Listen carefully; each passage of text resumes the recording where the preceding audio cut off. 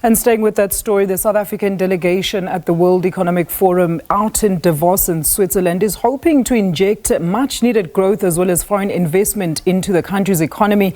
Brand SA will hold their welcoming dinner tonight, while meetings around business with South Africa and the rest of Africa are expected later this week. And for more detail on this discussion, we're now joined by Mr. Cas Coovadia, the CEO of Business Unity South Africa. Mr. Coovadia, thank you so much for joining us. Welcome. Talk to us about the focus for the South African delegation. We know that issues of load shedding and growing the economy, as well as attracting the much needed investment. We know that Minister of Finance says logistics and energy are at the top of the agenda.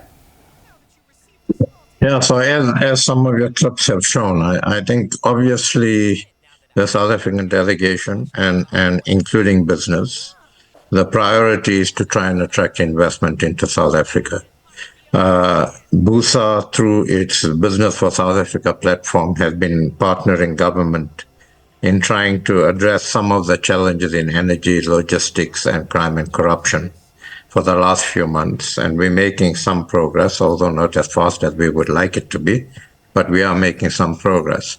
So I think we need to acknowledge the problems we have in the country because the investors know what those problems are.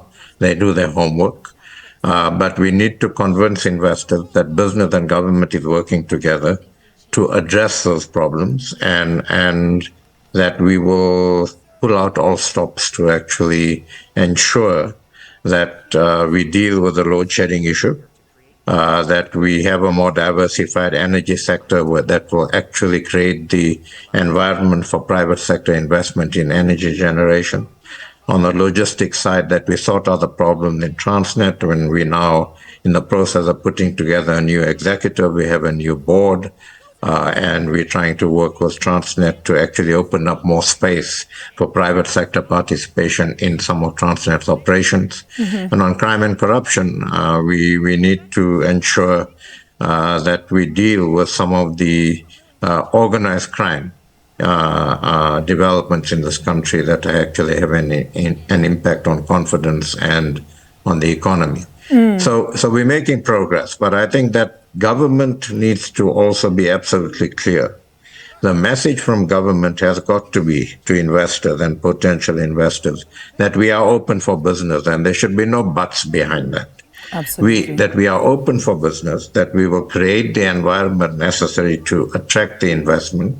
And on the back of that, we can work together as business, government, and labor to build an inclusive economy with sustained growth, because without that, we can't address the socioeconomic problems we have in this country. Look, and speaking of inclusion in the economy, Mr. Coovadia, what are some of the conversations around the skills composition as well as possible importation of skills in your view? What is the better of the two? I mean, we're currently sitting with high numbers of unemployed graduates, and many here feel that these are the groups that should be prioritized around upskilling and training. In fact, from a tertiary level where relevant courses are actually structured in this regard to better position students after varsity.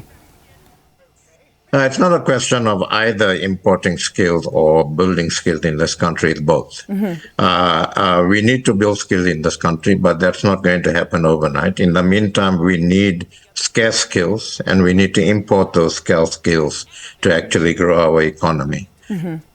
On the skills we develop in this country, we need to move from the way we've been doing it to actually say, what's a demand-led approach for skills? What sort of skills does the economy need now, and that the economy we want to build in future need? Mm-hmm. And the economy is changing. It's IT, it's artificial intelligence, it's technology over and above the normal sort of type of economy that we've seen in the last few years.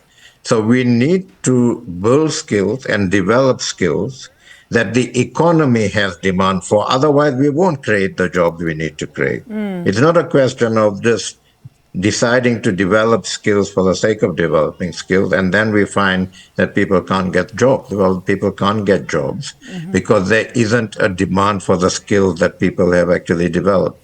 So there needs to be coordination between tertiary institutions, between TVETs, universities, and others, and business to determine what sort of skills are needed for business, so that because it's business that's going to employ people and we need to develop those skills. In the meantime, we need to deal with visa issues and other bottlenecks to importing scarce skills into the country and use those skills to also develop skills of local people. Thank you so much for your time. That was Mr. Cas Coovadia, the CEO of Business Unity South Africa, with analysis of the World Economic Forum, which is currently sitting out in Davos.